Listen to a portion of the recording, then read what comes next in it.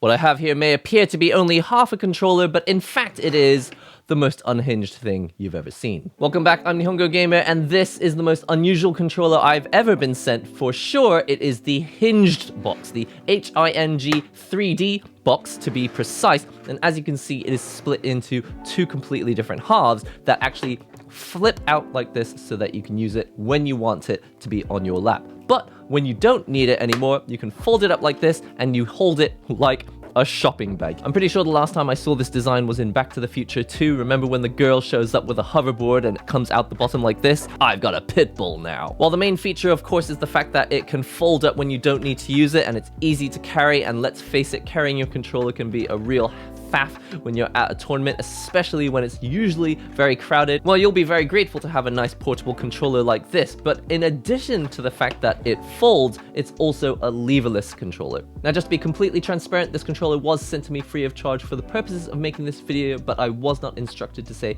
anything specific, and I don't have to send it back at the end. Now, when I was first sent this controller, it actually looked like this. I had all the direction buttons on the left and the action buttons on the right.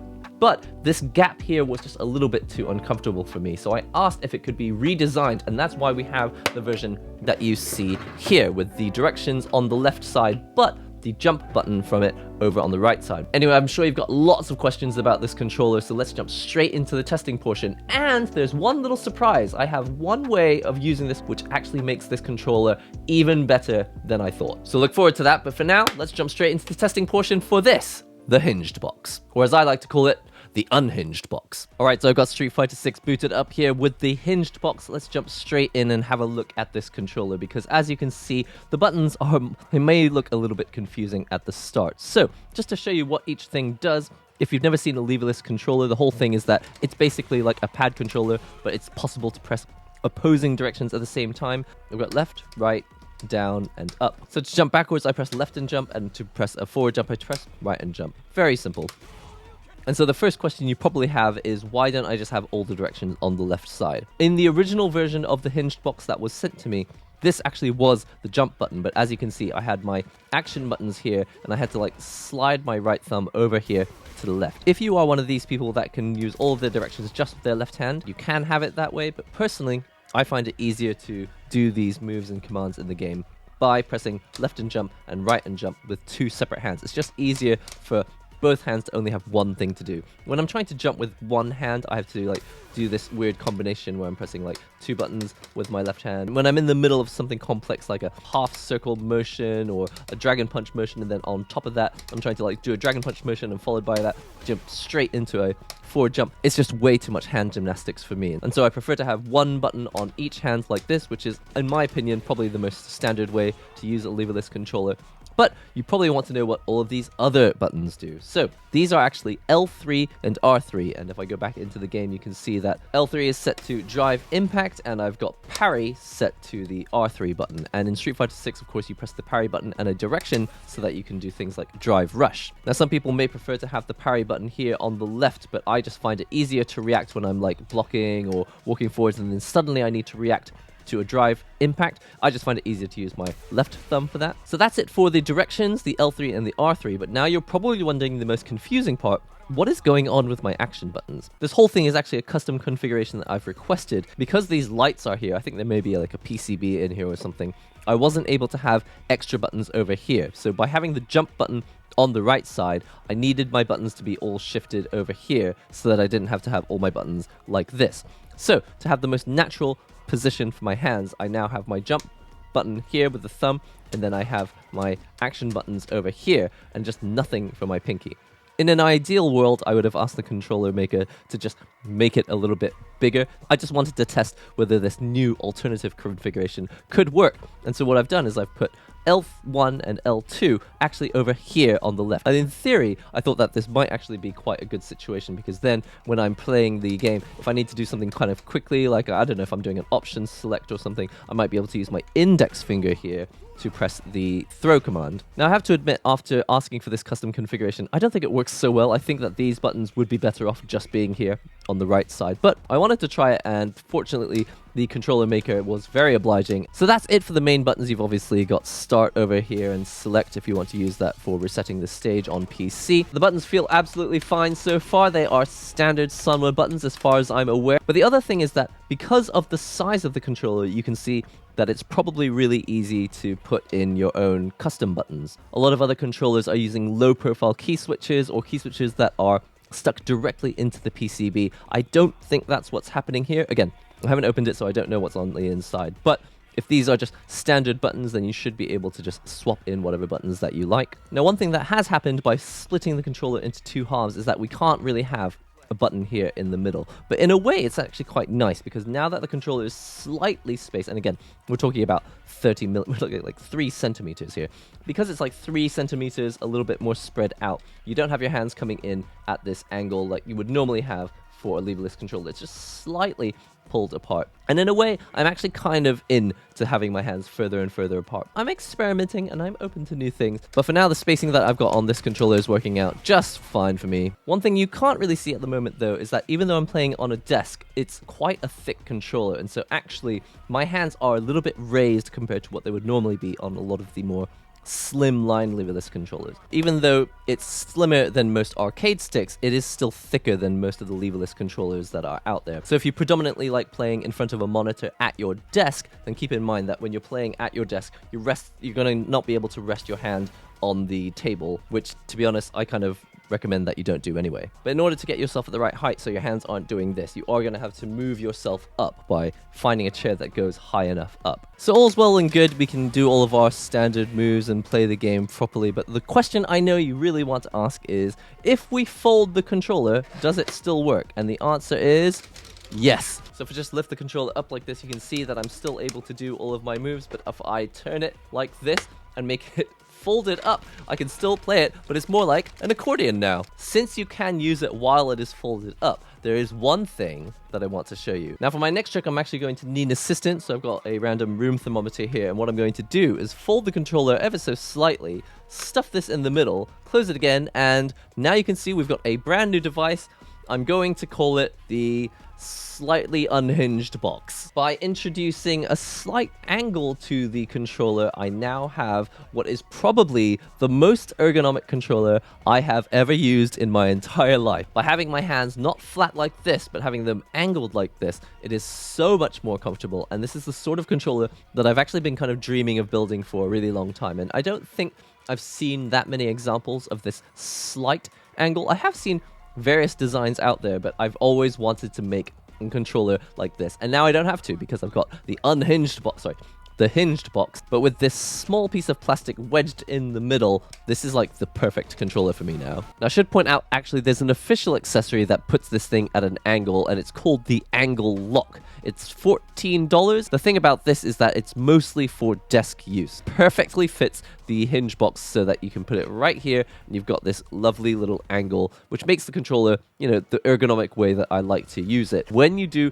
rest your hands on the controller, it will cause the whole controller to rotate towards you. But that shouldn't be a problem if you're playing with your fingers on the buttons lightly like this, or hovering over the buttons if you can, possibly. But the real reason why shoving a bit of plastic in this hinge here instead of putting it underneath the controller is that actually most of you are probably going to be using this on your lap when you're playing at a tournament or a local event. As you can see, when I use the controller flat on my lap, I have no problems, but trying to use the angle lock, if I try to put this underneath here, you can see the issue, it just falls out. If I take this book and put it underneath here, then at least it can sit on the book and the angle lock. When honestly, the solution really is to just shove a bit of plastic in between. The handle is actually part of the design to make it lie flat.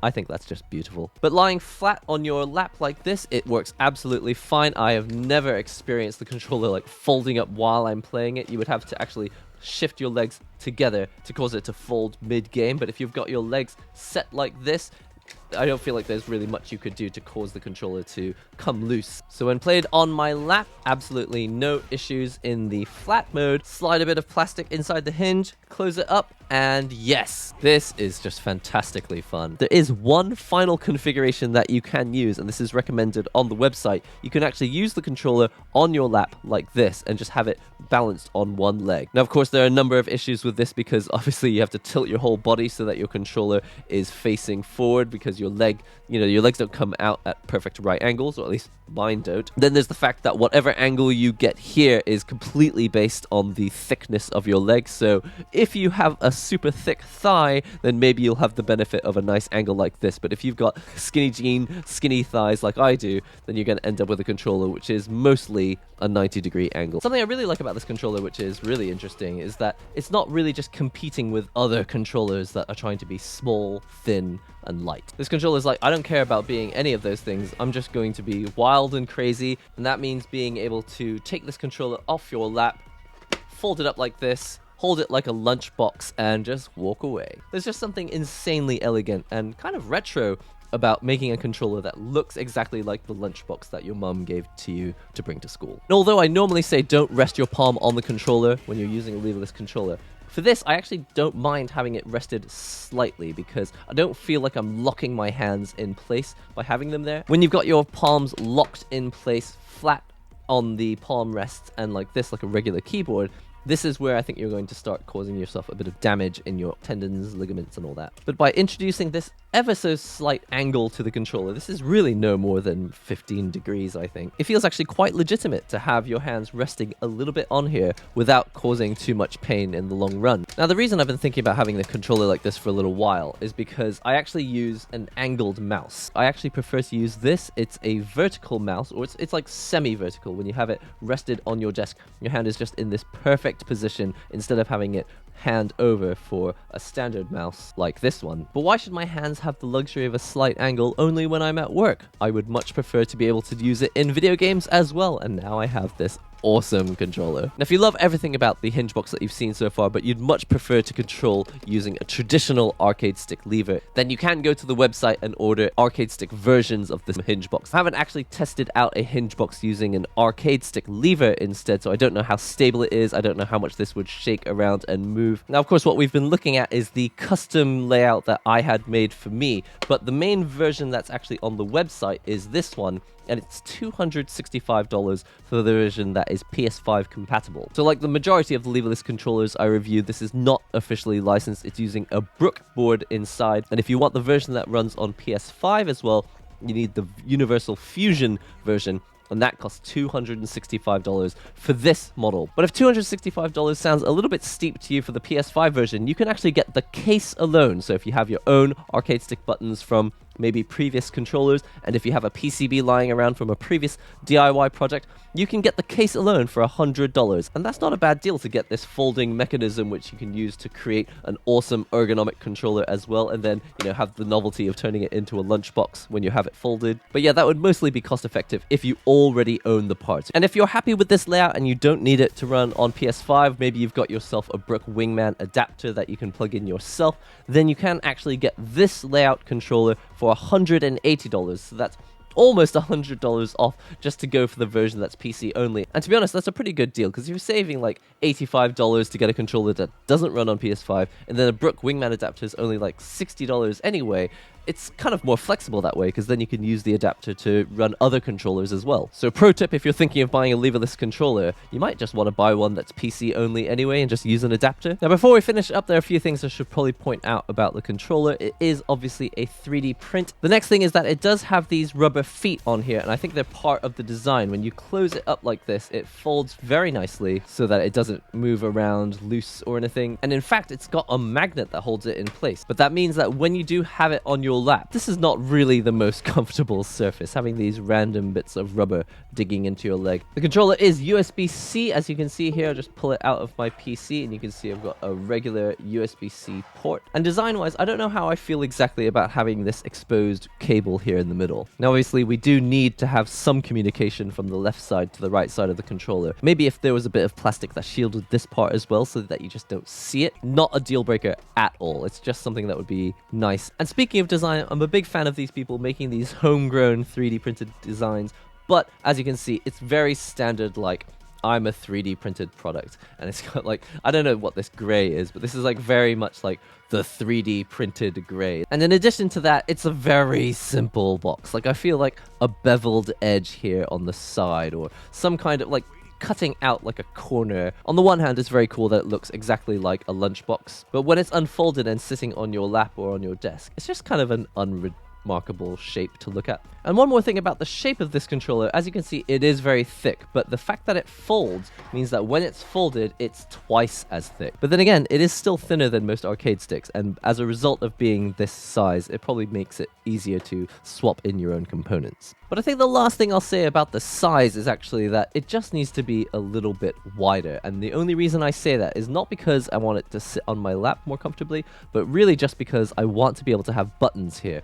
I really don't need these 4 lights. I think it just needs to have a few parts moved around so that I can have L1 and L2 actually here on the right side. I have to say, I'm really happy with this controller because it does everything a standard leverless controller should. It does it fantastically well, but it's also got this novel feature being able to fold it up. And definitely, if you want to be the talk of the town, when you show up at your next local, if you show up with a lunchbox like this that can unfold itself into your slightly unhinged controller, I don't know, it's just a fantastic little thing. And novel enough that I'd be happy to carry it around instead of going for a controller that's super slim. And the fact that you can slightly unhinge it, put a bit of plastic in it, and turn it into probably the ultimate ergonomic controller just puts this thing right over the edge into completely unhinged territory. Well, that's all I've got time for with the hinged box. Obviously, a very novel design and certainly something that a lot of people are probably going to see and go, that is exactly what I want. I have imagined that. I just wished that someone would make it for me, and now it exists. So if you're interested, be sure to check out the details. I'll put the link in the description below. I hope you've enjoyed this video. If you are interested in leverless controllers and other novel, interesting controllers that people send to me, be sure to subscribe to the channel and check out this video next because I do lots of controllers. I do lots of videos about controllers. Be sure to check out this one next. That's all for today. I've been NihongoGamer. I'll see you real soon.